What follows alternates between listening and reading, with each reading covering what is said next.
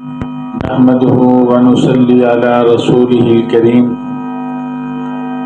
أما بعد فأعوذ بالله من الشيطان الرجيم بسم الله الرحمن الرحيم إن أولى الناس بإبراهيم للذين اتبعوه وهذا النبي والذين آمنوا والله ولي المؤمنين ودت طائفة من أهل الكتاب لو يضلونكم وما يضلون إلا أنفسهم وما يشعرون يا أهل الكتاب لم تكفرون بآيات الله وأنتم تشهدون يا أهل الكتاب لم تلبسون الحق بالباطل وتكتمون الحق وأنتم تعلمون صدق اللہ العظیم۔ اللہ رب العزت نے ان آیت مبارکہ کے اندر واضح فرما دیا کہ حضرت ابراہیم علیہ السلام کی اتباع کا دعویٰ کرنے والے مشرکین اور اسی طرح یہودی اور عیسائی یہ حضرت ابراہیم علی نبینا وعلیہ الصلاۃ والسلام کے مذہب پر نہیں، ان کے طریقے پر نہیں، ان کی سنت پر نہیں، ان کے احوال کجا اور ان کے احوال کجا، زمین و آسمان کا فرق ہے۔ صرف دعویٰ کرنے سے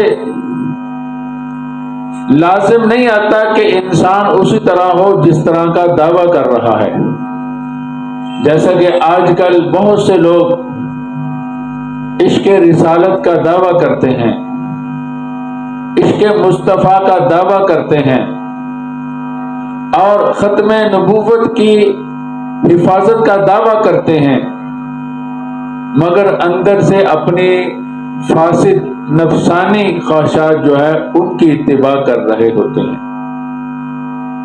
اسی طرح مشرکین یہودی اور عیسائی جو دعویٰ کر رہے ہیں اس دعوے میں یہ سچے نہیں ہیں۔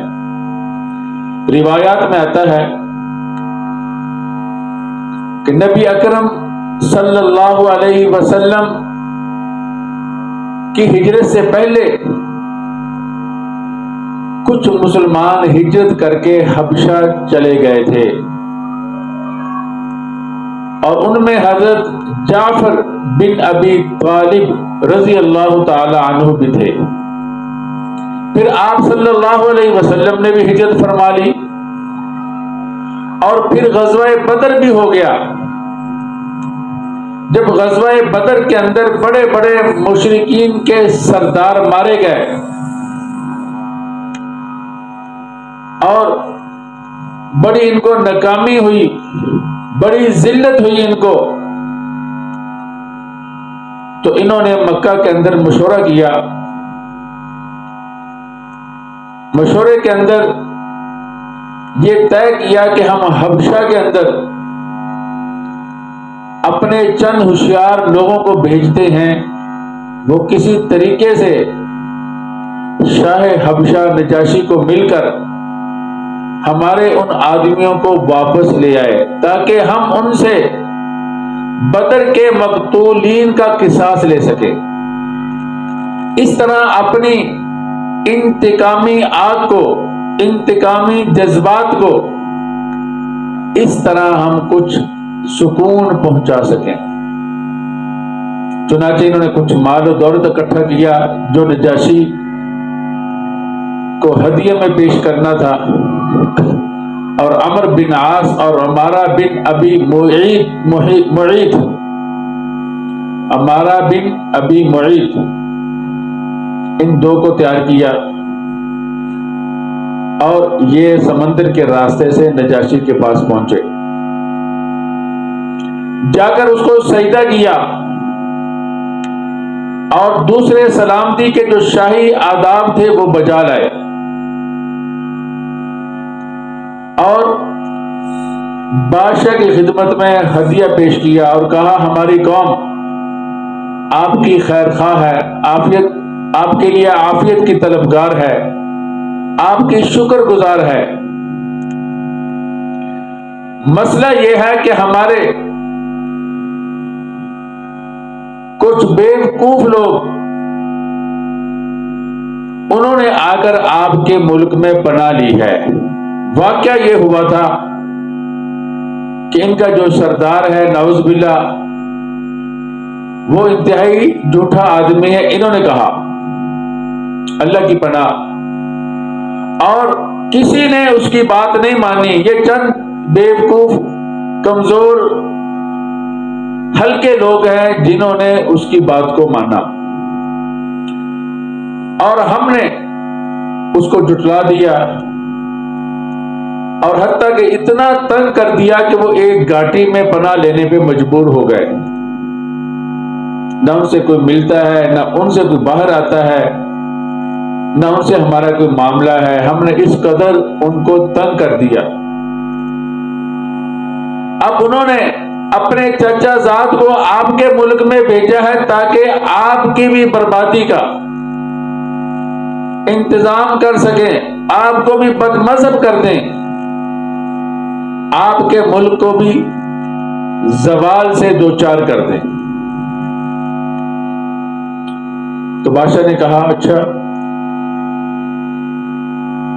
ان کو پیغام دیا گیا، بلایا گیا، تو قریش کے لوگوں نے کہا جب وہ آئیں گے آپ دیکھ لینا وہ آپ کو سجدہ بھی نہیں کریں گے، آداب شاہی بھی بجا نہیں لائیں گے۔ تو جب وہ آئے، حضرت جعفر بن ابی طالب رضی اللہ تعالیٰ عنہ نے اونچی آواز سے کہا اللہ کا گروہ، اللہ حزب اللہ، اللہ کا گروہ حاضر ہونے کی اجازت چاہ رہا ہے۔ تو نجاشی نے کہا پھر دوبارہ کہو جو بات کہی ہے، کیونکہ اس بات کے کہنے کا رواج نہیں تھا، سجدہ کرنے کا رواج تھا۔ تو حضرت جعفر رضی اللہ تعالیٰ نے پھر زور سے کہا حزب اللہ یعنی اللہ کا گروہ حاضر ہونے کی اجازت چاہ رہا ہے۔ جب اجازت دی گئی اس نے کہا اللہ کے اذن کے ساتھ اللہ کی ذمہ داری میں آ جاؤ۔ جب یہ وہاں گئے تو انہوں نے سجدہ بھی نہیں کیا، اور دوسرے جو سلامتی کے آداب ہیں وہ بھی نہیں بجا لائے۔ تو انہوں نے کہا دیکھو ہم نے کہا تھا کہ وہ سجدہ بھی نہیں کریں گے، اور دوسرے جو آداب شاہی ہیں وہ بھی سلامتی کے نہیں بجا لائیں گے۔ تو بادشاہ نے ان سے پوچھا تم نے سجدہ کیوں نہیں کیا؟ انہوں نے کہا بادشاہ ہم اس ذات کو سجدہ کرتے ہیں جس نے آپ کو بھی پیدا کیا اور آپ کو بادشاہت عطا کی، اور ہمارا سلامتی کا انداز یعنی السلام علیکم کہنا یہ بھی وہ انداز ہے جو اللہ رب العزت نے ہمیں سکھایا، اپنا نبی ہمارے اندر بھیجا، اور اس نبی نے ہمیں یہ بتلایا، اور جنت کا سلام بھی یہی ہے۔ اور فرمایا کہ تمہیں اللہ نے زمین میں بادشاہت دے رکھی ہے، اور تم اہل کتاب میں سے ہو، اور ہم امید کرتے ہیں کہ آپ کسی پہ ظلم نہیں کریں گے۔ آپ ان سے کہہ دیجئے ان میں سے ایک مجھ سے بات کرے، اور اپنی جماعت کی طرف سے میں بات کروں گا، تاکہ آپ کو بھی معلوم ہو سکے کہ یہ کیوں ہمارے پیچھے پڑے ہوئے ہیں۔ عمرو بن عاص نے کہا جی میں بات کروں گا۔ تو حضرت جعفر نے فرمایا بتاؤ ہم آزاد ہیں یا غلام؟ غلام یعنی کسی کے زیر دست ہیں یا ہم آزاد ہیں؟ عمر نے کہا بے شک آپ آزاد ہیں اور معزز لوگ ہیں۔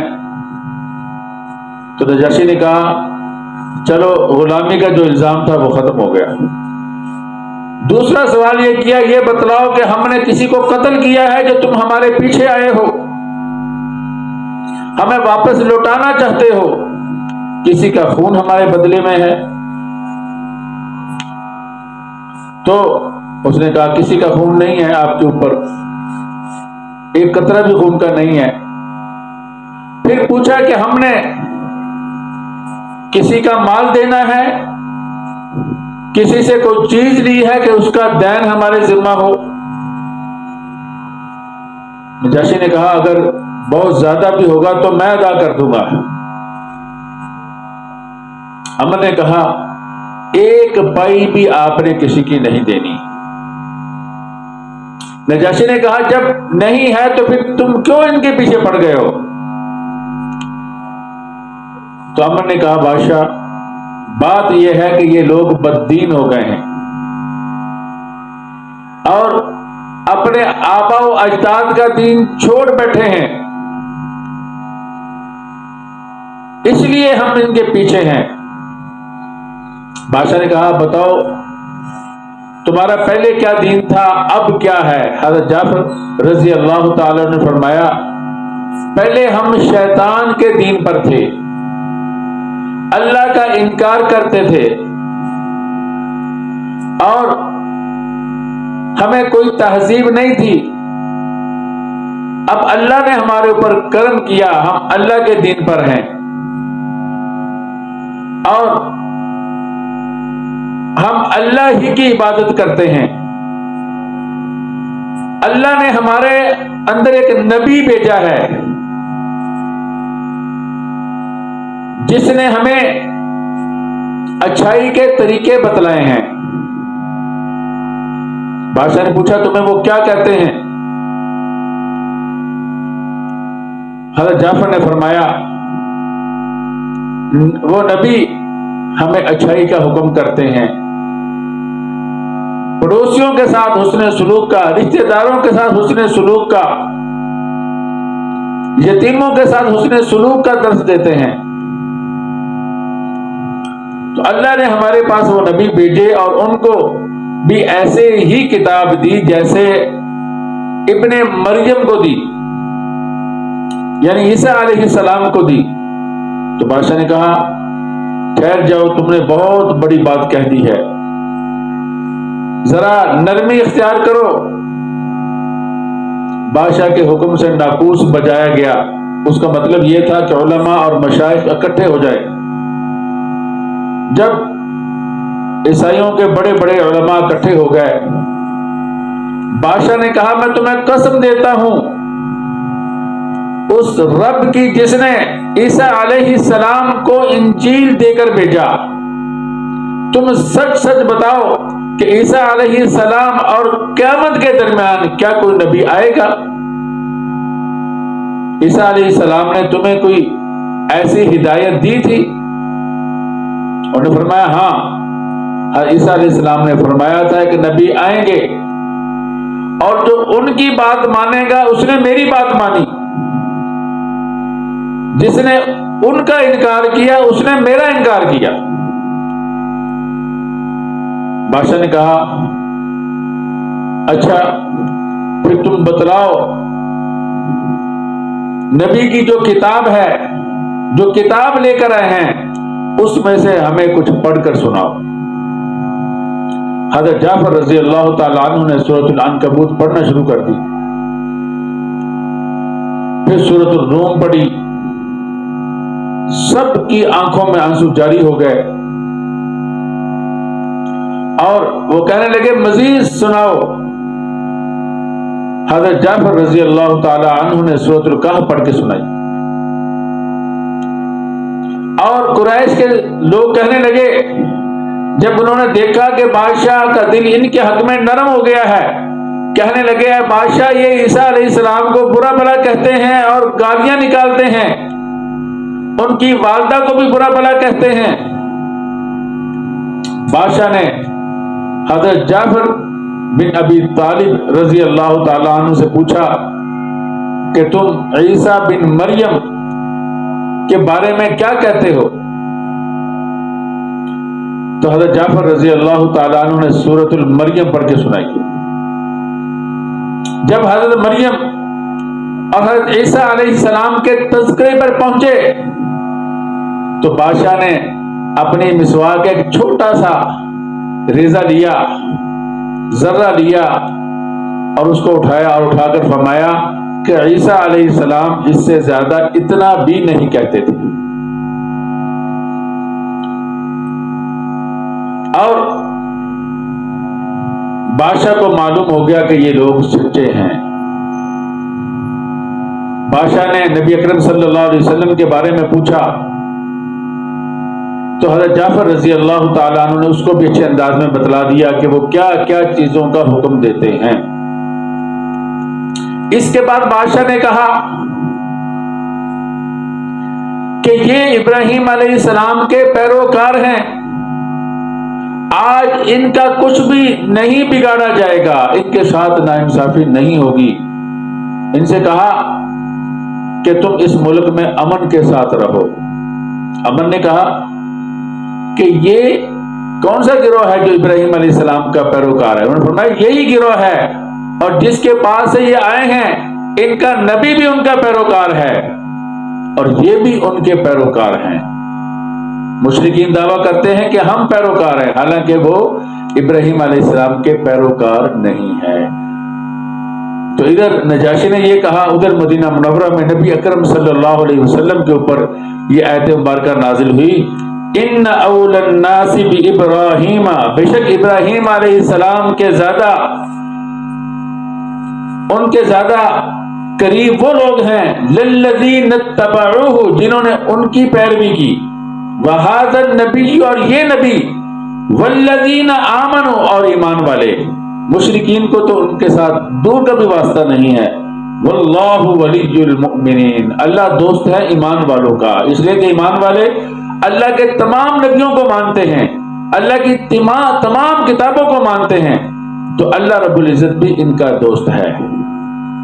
وَدَّتْ طَائِفَةٌ مِّنْ أَهْلِ الْكِتَابِ لَوْ يُضِلُّونَكُمْ، کچھ مشرکین نے حضرت معاذ بن جبل رضی اللہ تعالیٰ عنہ کو، حضرت حذیفہ بن یمان رضی اللہ تعالیٰ عنہ کو، حضرت عمار بن یاسر سے کہا کہ تم ہمارے دین کی طرف آ جاؤ۔ اللہ رب العزت نے یہ آیت مبارکہ نازل فرمایا اہل کتاب کا ایک طائفہ، ایک جماعت، وقت کا معنی خواہش رکھتی ہے، تمنا رکھتی ہے، پسند کرتی ہے۔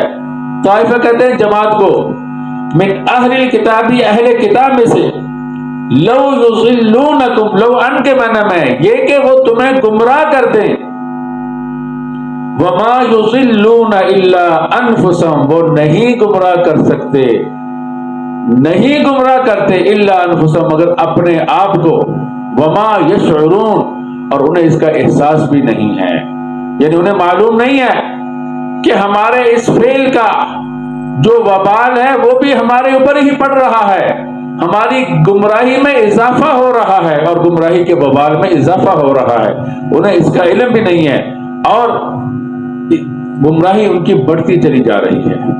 یہاں سوال یہ ہوتا ہے تو وہ تو پہلے گمراہ تھے، دوبارہ اپنے آپ کو کیسے گمراہ کریں گے؟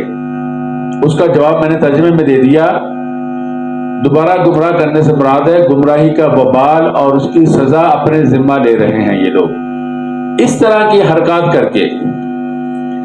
آگے اللہ تعالیٰ فرماتے ہیں یا اہل الکتاب لم تکفرون بآیات اللہ وانتم تشہدون، اہل کتاب تم اللہ کی آیات کا کیوں انکار کرتے ہو؟ وانتم تشہدون، حالانکہ تم اس کا اقرار کرتے ہو، پوشیدہ طور پر بھی کہتے ہو کہ یہ نبی پر حق ہیں، ان کی کتاب پر حق ہے، اور ہماری کتابوں میں یہ لکھا ہوا ہے، ان کے صفات جو لکھے ہوئے ہیں اسی کے مطابق یہ نبی پر حق ہے، تو پھر تم کیوں انکار کرتے ہو؟ یعنی تمہیں انکار نہیں کرنا چاہیے، جبکہ تمہیں اس کا اقرار بھی ہے کہ یہ بالکل آیات اللہ تعالیٰ کی کتاب بالکل سچی ہیں، اور آیات سے مراد تورات اور انجیل کی آیات بھی ہو سکتی ہیں، ان میں بھی یہ لکھا ہوا تھا۔ تو جب تمہیں سب باتوں کا معلوم ہے، علم ہے، تو پھر کیوں انکار کرتے ہو؟ یا اہل الکتاب لم تلبسون الحق بالباطل، اہل کتاب کیوں تم حق کو باطل سے ملاتے ہو؟ کیوں تم حق کو باطل کے ساتھ گڑبڑ کرتے ہو؟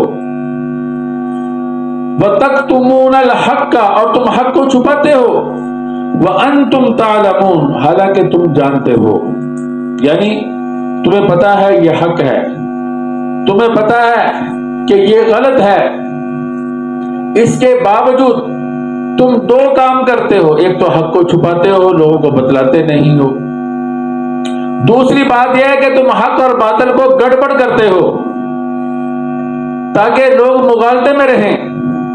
تو یہ دو بہت بڑے جرم ہیں، اس کا خمیازہ تمہیں بھگتنا پڑے گا۔ تو اس لیے تمہیں کیا مجبوری پڑ گئی؟ کیوں نہیں اپنی خواہشات کو چھوڑ دے؟ کیوں نہیں اپنی دنیاوی رغبات کو کم کر کے حق کی طرف آتے؟ ایک بہت بڑے عذاب کے ساتھ تمہیں سابقہ تمہیں ہوگا، بہت بڑی ہلاکت کی طرف تم بڑھتے چلے جا رہے ہو، اس لیے تم باز آ جاؤ۔ اب ترجمہ دیکھیے، اہل کتاب لم تلبسون الحق بالباطل، کیوں تم خلط ملط کرتے ہو حق کو باطل کے ساتھ؟ وتکتمون الحق، اور تم حق کو کیوں چھپاتے ہو؟ وانتم تعلمون، اور حالانکہ تم جانتے ہو۔ خلاصہ یہ ہوا کہ اللہ رب العزت نے ایک اچھے انداز کے ساتھ ان کو بتلا دیا کہ باطل کا وبال کیا ہے اور جو تم کام کر رہے ہو اس کا وبال کیا ہے، پھر تمہیں باز آ جانا چاہیے۔ اور یہ بھی بتلا دیا کہ ان میں ایسے لوگ بھی موجود ہیں کہ تمہاری ہدایات کا ان پہ کیا اثر ہو، وہ تو خود بھی گمراہ ہوئے اور وہ تمہیں بھی گمراہ دیکھنا چاہتے ہیں، تو اس لیے ان کے قریب نہ جاؤ، ان کے ساتھ دوستیاں نہ لگاؤ کہ کہیں تمہیں بھی گمراہ نہ کر دے، اس لیے کہ یہ ایسے لوگ نہیں ہیں جنہیں کوئی شک اور شبہ ہو، انہیں یقین ہے کہ یہ غلطی پر ہیں، مگر دنیا کی محبت، دنیا کی خواہشات جو ہے وہ انہیں لے ڈوبی ہے۔ تو معلوم ہوا کہ ایسے لوگوں کا پیچھا زیادہ نہیں کرنا چاہیے، ان کے ساتھ زیادہ اپنے تعلقات استوار نہیں کرنے چاہیے، جن کے بارے میں یہ معلوم ہو جائے کہ یہ ضدی لوگ ہیں، انہیں ہر بات کا علم ہے۔ دعا کیجیے اللہ رب العزت جو کچھ کہا سنا گیا ہے اس پر عمل کرنے کی توفیق عطا فرمائے، اور ایسے برے لوگوں سے ہم سب کی حفاظت فرمائے جن کو حق کا پتہ ہے اس کے باوجود وہ حق کو چھپاتے ہیں، جنہیں پتہ ہے کہ یہ راستہ غلط ہے اس کے باوجود غلط راستے کو حق راستے کے ساتھ خلط ملط کرتے ہیں۔ اللہ رب العزت ہم سب کی ایسے لوگوں سے حفاظت فرمائے۔ وآخر دعوانا ان الحمد للہ رب العالمین۔